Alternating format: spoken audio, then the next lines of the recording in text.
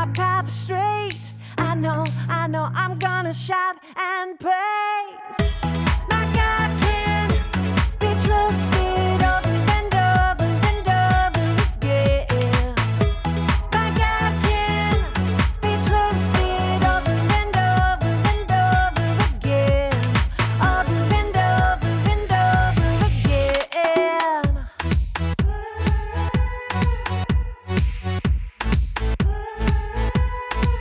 When I am up, when I am down, when life turns me around,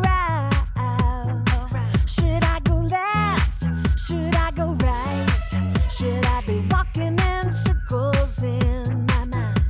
But I know God will make my path straight. I know I'm gonna shout and praise. My God can be trusted over and over and over again. My God can be trusted over and over and over again. Over and over and over again. I'm confident. My God can. I'm confident.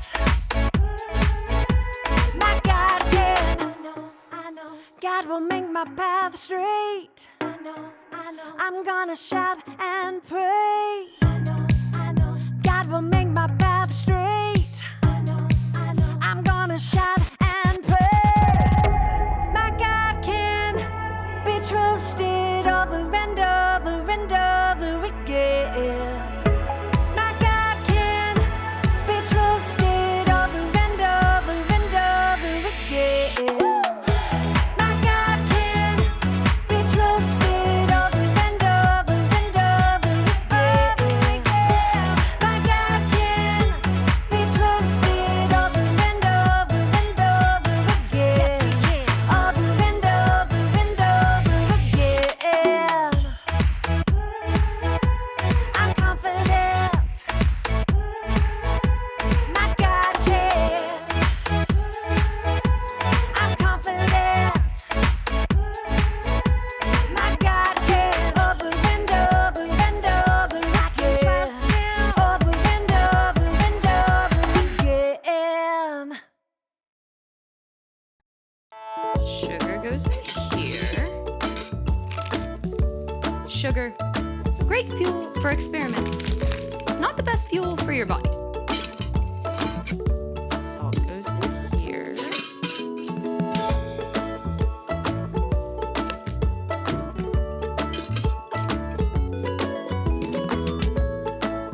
Welcome to Story Lab. I'm just restocking our experiment supplies. This is the salt, and this is the sugar. Let's put these away.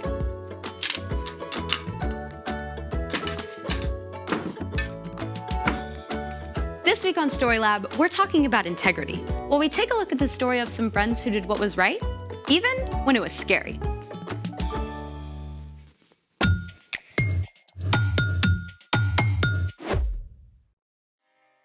Hey, I'm Skylar. And I'm Sebastian. Today, we're talking about integrity, which is choosing to be truthful in whatever you say and do.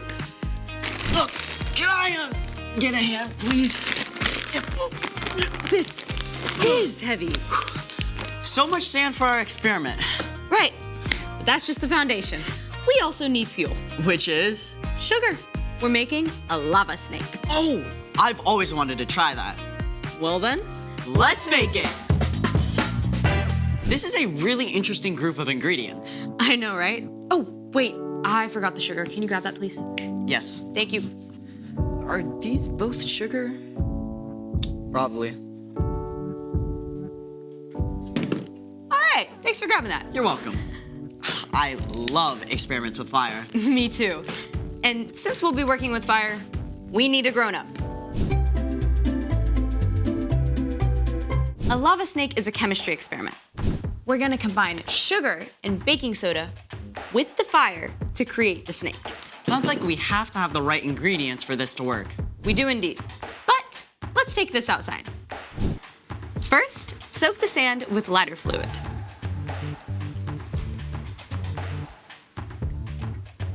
Then mix your sugar and baking soda together. Thank you. It should be 3 parts sugar. And then 1 part baking soda. Mix it around a little bit. You can use a whisk. Ah, yes.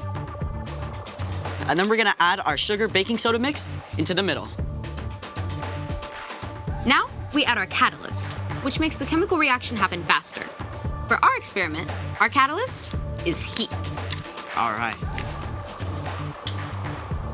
What's wrong with it?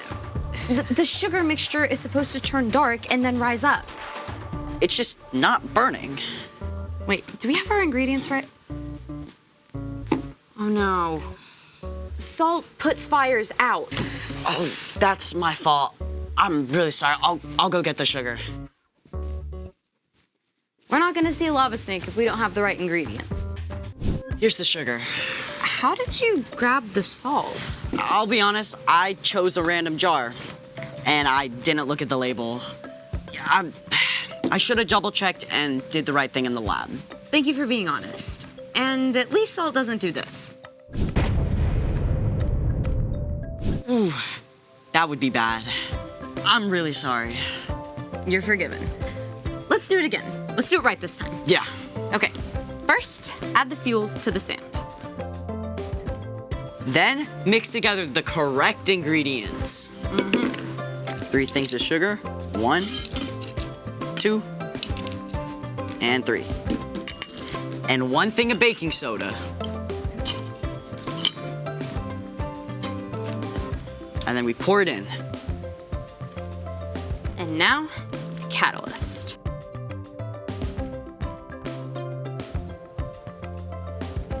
Whoa. It just keeps coming. It's growing for sure. Ooh, it's still growing. Look, it looks like it has a little tail. You're not wrong. What should we name it? Trevor. Trevor. Trevor the lava snake. Good job, lava snake. That was awesome. When we put the right materials together, we get to see amazing things. It's also super cool to watch the flames. But fire can be pretty scary. Speaking of, it's time for... The story before the story.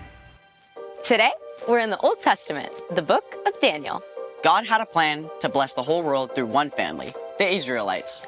But God's people kept turning away from God. At last, they were conquered by Nebuchadnezzar, the king of Babylon. After his victory, the king chose several young Israelite men to be prepared for service in his court. God blessed these 4 men, Daniel, Shadrach, Meshach, and Abednego, with health, knowledge, and wisdom. Eventually, the king put Daniel in charge of a big part of the kingdom and appointed his 3 friends to help. Which is where our story starts. Take it away. Hey everyone, I'm Jen. Soon after King Nebuchadnezzar put Daniel in charge of Babylon and appointed his friends to help, the king made a huge statue in gold. Wow, what a great-looking statue. King Nebuchadnezzar sent for all the highest officials of Babylon to come celebrate the statue. And you, and you, and you too. Everybody's invited. Daniel wasn't there. Perhaps he was traveling. But Daniel's friends, Shadrach, Meshach, and Abednego, were among the guests. Once everyone was assembled, a messenger called out. Hear ye what the king commands. When you hear the crazy music, you must bow to this statue and worship it. I don't think so. I'm not sure about that. Doesn't sound right. If you do not bow down in worship, you will be thrown into a blazing hot furnace. Oh, I'm bowing. Yes, sir. Yes. Okay. Let's try this out. Music, please. Ooh, it's so beautiful. In a far corner, everyone bowed down, except for Shadrach, Meshach, and Abednego.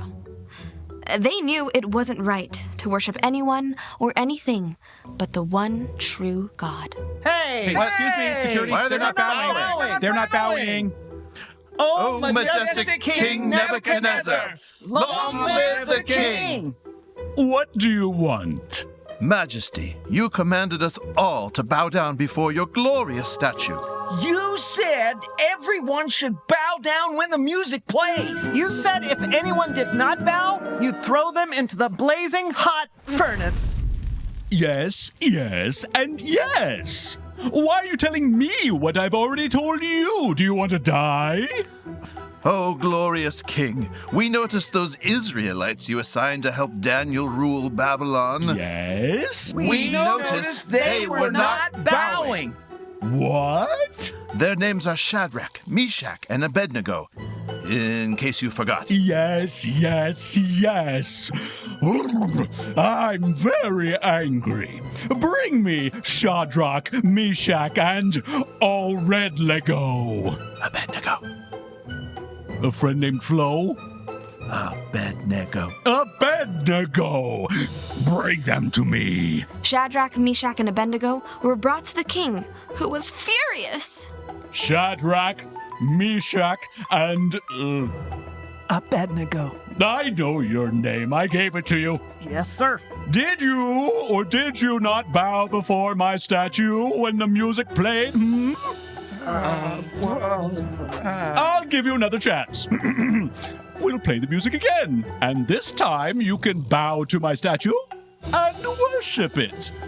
But if you don't, I will be forced to throw you into the blazing hot furnace, and what God could save you from that? Listen, King, I know you're angry, but nothing will change our minds. Yeah, that's right. If you throw us into the blazing hot furnace, our God is able to save us from it. Simple as that. And even if we thought he wouldn't, we still wouldn't bow to your statue. Or worship anyone but the one true God. Nebuchadnezzar became even more angry. He was steaming. He ordered the furnace to be made 7 times hotter than usual.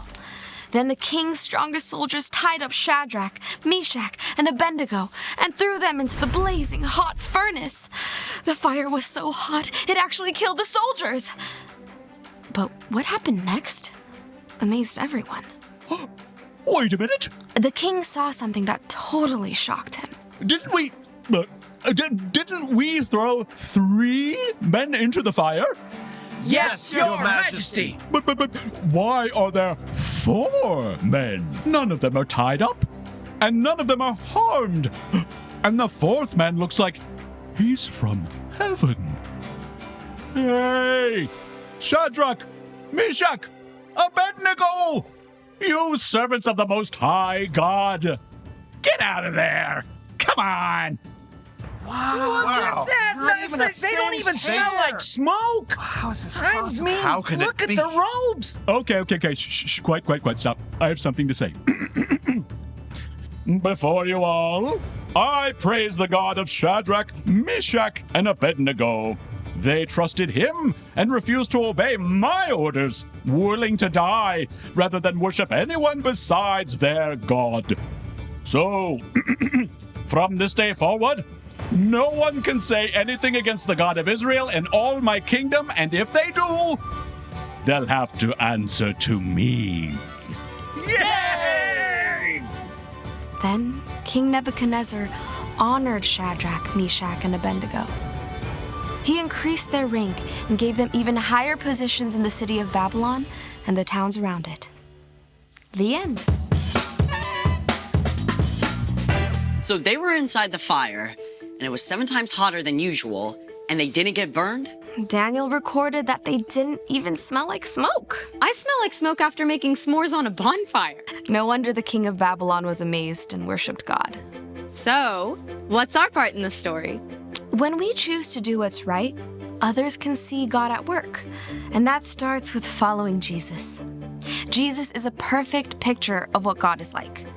When we try to live like Jesus, our choices and actions can show God's love to others even better than words. Like choosing to be friends with someone who's lonely, even though no one is playing with them. Oh, or like helping someone who's tripped and fallen, even if it makes you late to class. Or you could welcome your new neighbor with cookies, even if they're a little different from you. Or if you have a substitute teacher and the rest of the class is acting up, you can choose to listen and show respect instead. Sounds like you have the right idea. See you next time. So here's the thing. When you do what's right, others can see God. Just like Shadrach, Meshach, and Abednego. Just like when we finally added the right fuel to our experiment, we were able to see the cool chemical reaction. That's right. Hey, you might want to check the label on that. Yikes. Salt in my tea? That would have been bad. Thanks for joining us in the Story Lab. See you next time.